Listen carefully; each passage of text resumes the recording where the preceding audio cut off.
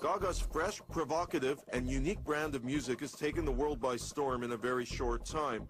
Her ferocious aggression and ambition, combined with a first-class creative team around her, makes it improbable that Gaga will disappear anytime soon. She certainly won't have the distinction of being regarded as a one-hit wonder, as she constantly surprises the world and overturns all odds. She is a phenomenon, but we've seen it before with Madonna, where there was one performance on the Video Awards or something, and then they were on the scene. Lady Gaga's kind of the same thing. You know, bang, she's here. She told me, I'm going to just debut one day. I'm going to be in an awards show. I am going to come out on stage in my underwear because I want everyone to know that I don't give a f what they think about me.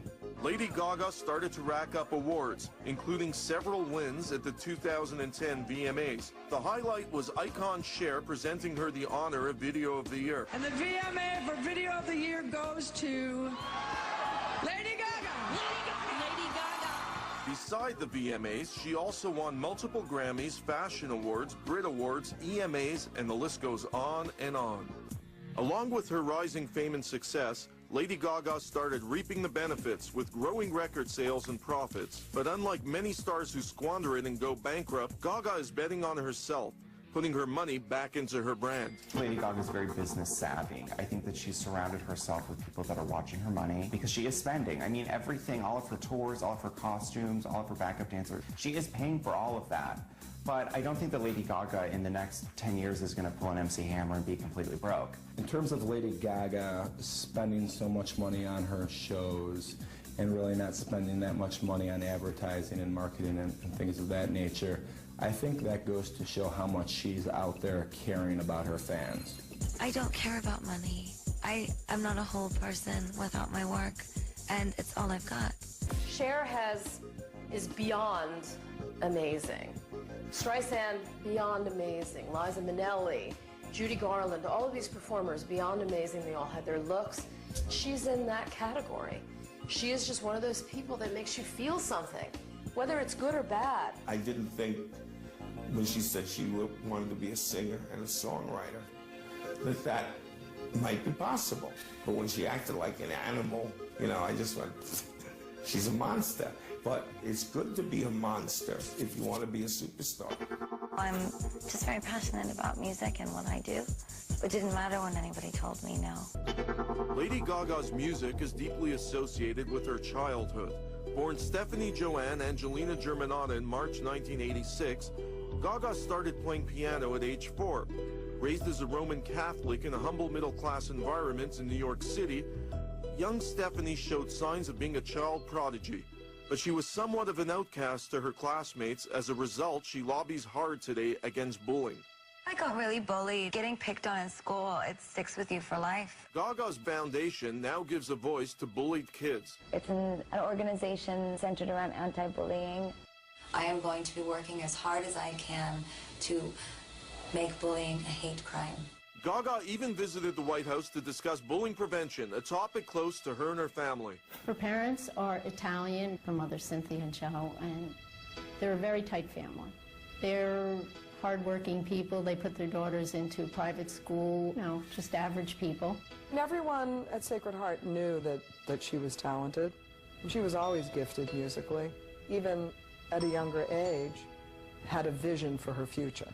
She really wanted to be famous. Stephanie was really nice. She was so sharp with her being able to just get in the studio and just produce. She can just a cappella or do whatever. She's a classically trained pianist, and obviously to do what she does took a lot of practice.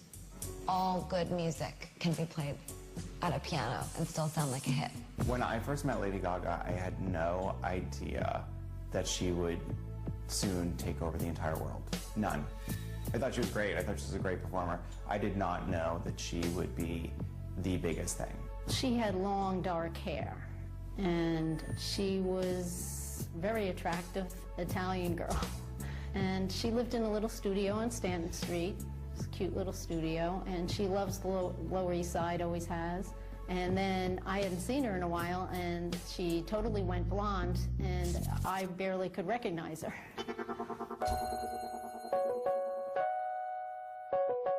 Young Stephanie emerged from her outcast, ugly duckling childhood, attending NYU.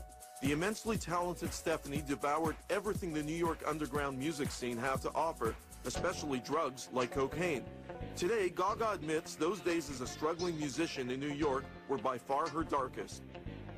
It's really fast-paced. You know, everybody's rushing around, and there's 8 people in this tiny little dressing room, and it can be really crazy. And then everybody's partying and drinking and doing whatever drugs they're doing. Lady Gaga in the past has admitted her drug use. She'd party. I didn't think that she would open up a box so she had something stashed away on her. She was doing a little bit of drugs, but I think it was a little bit later that, she got more into it.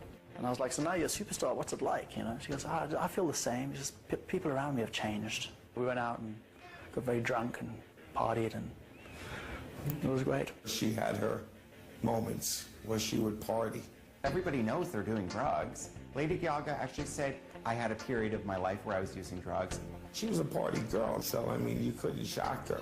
Drugs can be a wonderful mind-expanding experience, but they can also ruin your life. And that might just be a credibility thing for her. I never got the sense that she was a mess. Coming up, Gaga working as a go-go dancer to pay her rent, meeting Akon, and getting her first record deal, and her close relationship with New York's underground DJ, Lady Starlight, when Chasing Gaga continues. You're watching Chasing Gaga. As Gaga made no secret her ambition to conquer the music world and to become a huge star, Gaga garnered the support of everyone around her, especially her parents and younger sister, who always stood by her through thick and thin. I said, Daddy, I want to be a rock star. He said, go be a rock star, Music was a big part of my family. Very early on, her family was very supportive. They were always at the gigs.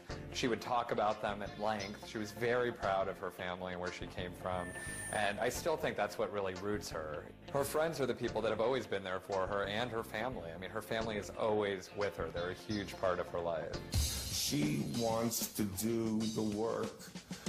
It's not just being famous and making money. It's how you get there. She wanted. I've worked really hard, and I've been hustling in New York since I was 15. I'm really focused, and I just want to do a good job. There's no one way how to do it, how to become successful, and also you have to define what success you're talking about. She also was always checking the bigger acts to see what they were doing and seeing what she could do to reach that hugeness, which I guess she figured it out. At NYU, Gaga formed a band with a couple of fellow students. Gaga would spend hours each day composing music on her keyboard. Meanwhile, she found work as a go-go dancer to help pay her rent, working with her close friend, DJ Lady Starlight, at New York's famous club, the Slipper Room. Lady Starlight is a very personable individual and a real networker and a real sweetheart. Gaga was her friend. Lady Starlight would be doing most of the talking. And so she kind of was making things happen at that point. Well, she was go-go dancing initially, and then she started this act with Lady Starlight. And her look at the time was kind of stripperish. Black hair, tight clothes, spandex, scantily clad, all that stuff. Very LA, Sunset Strip, late 80s. She was really young and maybe slightly naive, like just in from the suburbs and finding her way, whereas Lady Starlight, was already comfortably ensconced in the scene and knew what she wanted and how to get it. How do you come to playing with Stephanie? Can you recall? I remember my buddy came to me and was like, I have this girl in this class that I'm taking it, and she is an incredible singer-songwriter. So I mentioned you as a guitar player. And I was like, okay, cool. I listened to it. I was like, it's pretty poppy, not something I would immediately be attracted to.